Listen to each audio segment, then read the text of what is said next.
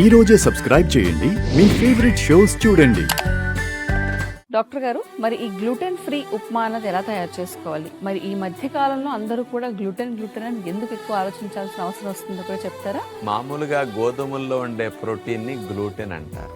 ఇది కొద్దిగా ఉడికేసరికి కూడా బంకలాగా అవుతుందని కూడా కొంతమందికి తెలుసు కదా. అవును. ఇవి ప్రేగుల్లో ఉండే గుడ్ బ్యాక్టీరియాని తగ్గించేసేసి బ్యాడ్ బ్యాక్టీరియా పెరగడానికి కూడా కారణం అవుతుంది. అట్లాగే ప్రేగుల గోడలమ్మట కూడా సూక్ష్మమైన రంధ్రాలుండి పోషకాలన్నీ లోపలికి వెళుతూ ఉంటాయి. అలాంటి చోట కూడా కాస్త ఇబ్బంది కలిగించి పోషకాలు లోపలికి వెళ్లకుండా కాస్త దొడ్లోకి వెళ్ళేటట్టు కూడా ఈ గ్లూటెన్ అవరోధం కలిగించే అవకాశాలు ఉంటాయి. కొంతమందికి కడుపు నొప్పి రావడానికి, కాస్త ఇరిటేషన్స్ కలగటానికి ఇలాంటి కారణాలు కూడా గ్లూటెన్ వల్ల ఉంటాయి. అంచేత అలాంటి గ్లూటెన్ లేని ధాన్యాలని రకరకాలుగా టిఫిన్లకు ఉపయోగించుకుంటే మంచిదని అందరికీ వస్తున్నారు. కాబట్టి గ్లూటెన్ ఫ్రీ ఉప్మా అంటే కొంచెం ఇంట్రెస్ట్ చూపుతారు. అలాంటి వారికి కూడా ఇది బాగా పనికొస్తుంది. కాబట్టి మరి ఉప్మా అంటే ఆయిల్ బాగా వేస్తారు, కొంతమంది పోస్తారు.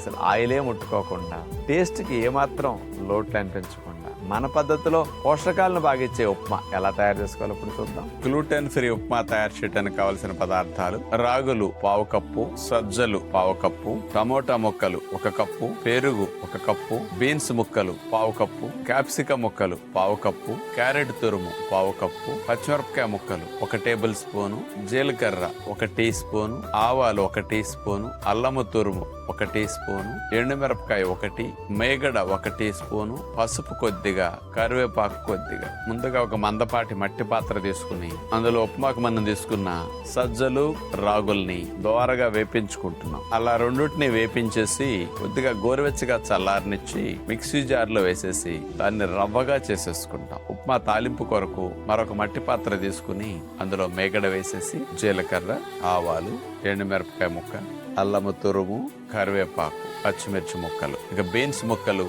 క్యారెట్ తురుము, క్యాప్సికం ముక్కలు, టమోటా ముక్కలు. ఉప్మాకి వెజిటబుల్ ముక్కలు మనం ఎక్కువ వాడతాం కాబట్టి వెజిటబుల్లో ఫైబర్ ఎక్కువ ఉండటం వల్ల కార్బోహైడ్రేట్స్ ఉప్మాలో కొద్దిగా వెళ్ళినా నష్టం లేకుండా ఇవి కంట్రోల్ చేస్తాయి. వీటన్నిటిని మూత పెట్టి సన్న శాఖ మీద వెజిటబుల్ ముక్కలన్నిటిని మగ్గనివ్వాలి. అవి ఉడికేలోపు రాగులు, సజ్జలు మెత్తగా చిన్న సైజు రవ్వగా చేసుకున్నాం కదా, దాంట్లో పెరుగు వేసేసి నీళ్లు కలిపేసి ఉండలు లేకుండా గడ్డలు కట్టకుండా ఆ రవ్వను అట్లా కలిపేసుకోవాలి. వెజిటబుల్ ముక్కలు తాలింపంతా బాగా పచ్చిపోయి మగ్గిన తర్వాత అందులో సజ్జలు, రాగులు ఈ రెండిటి రవ్వ మిశ్రమాన్ని అందులో పోసేసాం. కొద్దిగా నీళ్లు పోసేసి మూత పెట్టేస్తే సన్న సెక్క మీద మెల్లగా ఉడికితే పొడి పొడిలాడేటట్టు ఉంచకూడదు. ఇది కొద్దిగా చల్లారితే టైట్గా అయిపోతుంది సజ్జలను రాగులు వేయటం ద్వారా. అందుకని కొద్దిగా లూజ్గా చేసుకుని వేడివేడిగా అట్లా తింటే చాలా బాగుంటుంది ఈ స్టైల్ ఉప్మా. ట్రై చేయండి. Gluten free upma.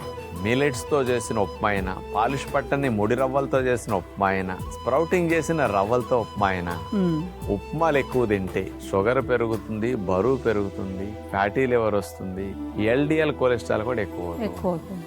కాబట్టి కష్టపడేవారు ఉప్మా ఎక్కువ తినొచ్చు, కష్టపడని వారు ఇలాంటి ఉప్మా కూడా అప్పుడప్పుడు తిన్నా కొద్దిగా తినటం మంచిది.